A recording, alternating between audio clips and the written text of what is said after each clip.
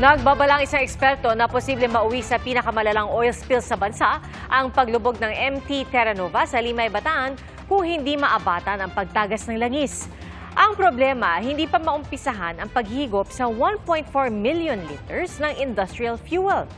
Sa Cavite, kung saan umabot din ang oil spill, 8 lugar ang isinilalim sa state of calamity.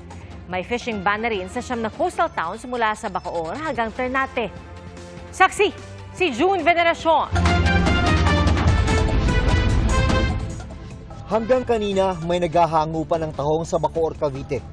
Marami pa rin nagtitinda sa tabing kalsada. Hindi pa raw apektado ng oil spill ang kanilang produkto. Pag yung may langis na yan, hindi na sila hango, ititigil nila hango. Kasi sayang din, masisira din kung hindi na mabibili sa amin. So hanggang kayo naghahango pa kayo? Opo. Ayan po, ito po ang laman.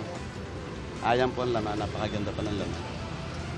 Kasama ang Bacoor sa 7 bayan at isang lungsod sa Cavite na isinailalim na sa state of calamity. Nagpatupad na rin ng fishing ban sa 9 na coastal towns mula Bacoor hanggang Ternate. Handa raw tumalima rito ang nagtitinda ng tahong. Kung yun ang, wala kami magagawa. Yun ang nilang . Huwag ho kayong mag-alala dahil sa hindi naman po papayag ang lalawigan na iban lamang po at mawala ng hanap buhay ang ating mga mamamayan. Kaagad po tayo na namimigay ng mga bigas upang maitulong po sa ating mga fisher folks. Sa dalampasigan ng Hulugan 3 sa bayan ng Tanza, mga nanuot na langis sa mga buhangin at basura ang inabutan ng Provincial Environment and Natural Resources. 300 sako ng basurang may langis ang nakolekta nila. As observed po namin, may mga langis na inabsorb ng sand. Kaya kanina makikita nyo, pag inapakan nyo, lumalabas yung langis.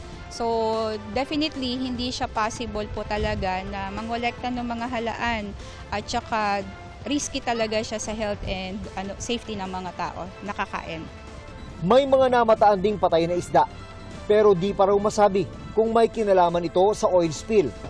Sabi ng isang residente, tila kontaminado rin ang nakain niyang isda kagabi. Ito po nasabing may langis? Nalasa ho talaga, nalasa talaga namin. Wala naman kayo nararamdaman ngayon? Wala naman ho. Marami ba kayo nakain? Pagkakaway, tinigil ko na ho rin pagkain ko kasi nakalasa nga ho .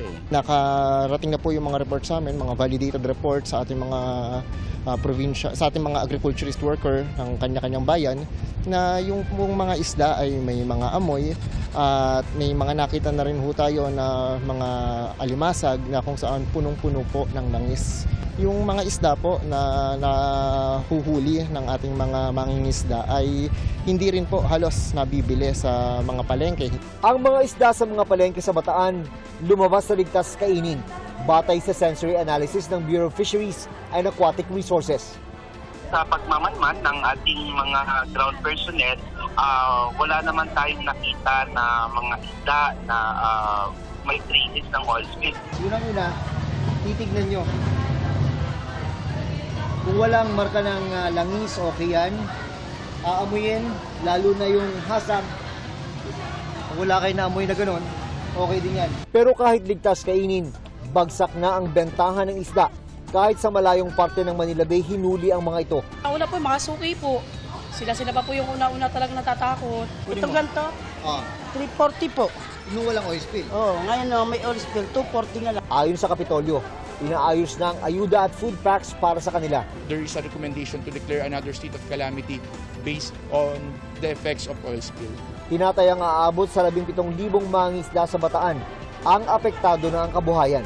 Nasa Bataan din ang Department of Health para alamin ang lagay ng mga taga roon. Mukhang nag-i-improve ang sitwasyon tapos wala tayo nakukuha mga reports na mga illnesses related to this incident.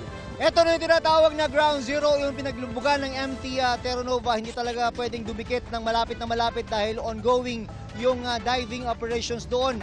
Mula sa ere, kita pa ang konting oil sheen.